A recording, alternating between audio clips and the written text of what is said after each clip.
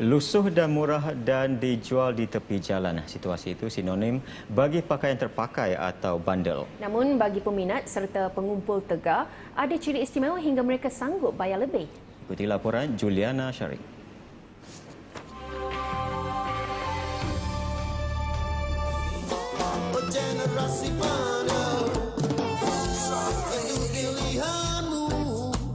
Lazimnya bandel jadi pilihan mereka yang gemarkan pakaian pada harga murah. Namun, terdapat golongan peminat tega bandel digelar penyelam. Golongan ini mencari pakaian sukar diperolehi atau vintage. Pakaian dulu sampai sekarang pun masih boleh digunakan lagi. Jadi itulah disebabkan pakaian vintage ni begitu melambung harganya. Sehelai t-shirt yang lusuh hingga harga 1,000, 1,500, ada yang ada 4,000. Ada yang harga ke 8,000. Paling mahal pernah dijual denim keluaran 60-an atau Levi's BE pada harga RM3,000 kepada seorang pelancong Thailand dan dimaklumkan dijual semula pada harga RM10,000. Kasut Adidas Tobacco buatan Jerman tahun 80-an ini pernah ditawar harga RM4,000. Tetapi koleksi kesayangannya ini bukan untuk dijual. Saya rasa bandel ni dia jenis material dia sangat tahan lasak lah. Bagi saya tahan lasak. Dan contoh yang saya pakai sekarang ni jersey Adidas. Dia keluaran mungkin tahun awal 80-an. Dah lama, bertahun-tahun lah.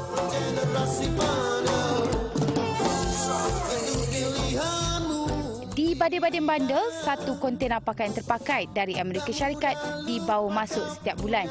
Jumlah itu bagi menampung bekalan di 9 cawangan termasuk 5 di Kuala Lumpur. Di sini, pakaian berjenama yang masih dalam keadaan baik ditawarkan pada harga yang berpatutan. Saya bagi contoh, kalau t-shirt bandel harga RM5, kualiti kain dia lagi cantik daripada t-shirt made in China yang baru punya harga RM40. Kan? Cuma yang bezanya mungkin jenama. Kan? Tapi kita macam pelanggan ni, ada yang pelanggan dia tak tengok jenama pun. Istilah tiada tulang, 2 atau 3 kain, 1 jahit dan kepala kain antara yang digunakan peminat bandel dalam menilai kualiti pakaian bandel. Sebab ni harga dia dalam RM1,800. Lepas tu sebab dia yang jadi agak mahal sikit. Sebab ni dah stop production US. Yang ada hanyalah Jepun lagi. US dah tak keluar. Lepas tu kita ada dalam keadaan yang lebih bagus, belum pakai lagi. Ini Selwish tapi bukan BE lah, Rindam. Because I like vintage, sometimes in the shopping mall doesn't have the item for vintage style. That's why I come to Bandar. And the price in the Bandar is cheaper than the shopping malls. Percaya atau tidak, pakaian yang saya pakai ini adalah pakaian terpakai dari bandar. Tudung ni berharga RM5, baju RM10, seluar RM10, kasut RM30, RM55 kesemuanya. Berbanding dengan beg tangan ni yang berharga RM128, mahal sikit harga dia.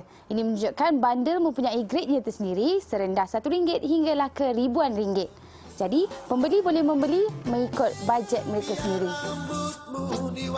Bagi peminat bandel kasut dan topi, jangan lupa bersama saya lagi esok. Juliana Syarin, TV3. Selain baju dan seluar, topi serta kasut turut jadi pilihan peminat bandel. Jenama serta kualiti produk menarik perhatian pembeli. Ikuti sambungan laporan Juliana Syarin.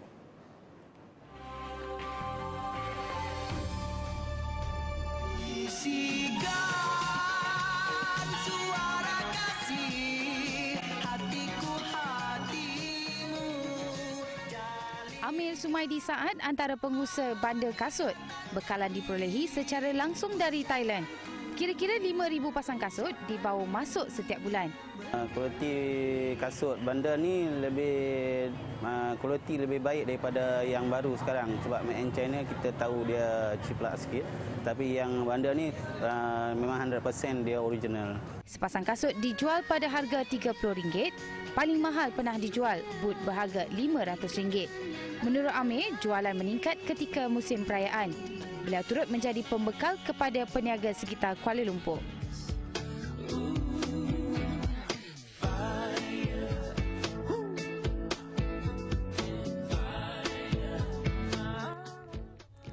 Jumanji Bundle Caps ini, ribuan topi sedia untuk dipilih.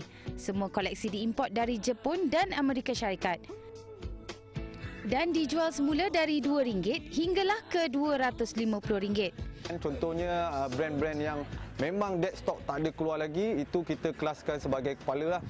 Okey, kalau brand yang biasa-biasa dan condition dia agak kurang sikit, kita jatuhkan dia kepada grade badan. Dan untuk kategori yang eco itu biasa-biasa saja.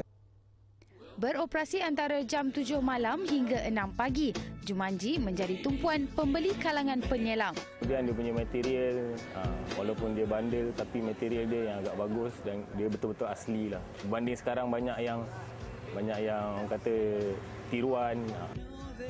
Selain itu, komuniti bandel bergerak aktif di laman sosial seperti Facebook. Malah dilihat medium berkesan dalam memasarkan produk bandel.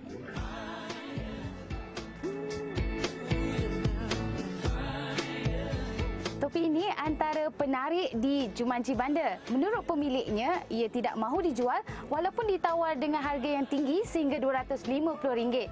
Ia dipakai salah seorang daripada 60,000 sukarelawan semasa Sukan Olimpik Atlanta 1984. Juliana Syarin, TV3.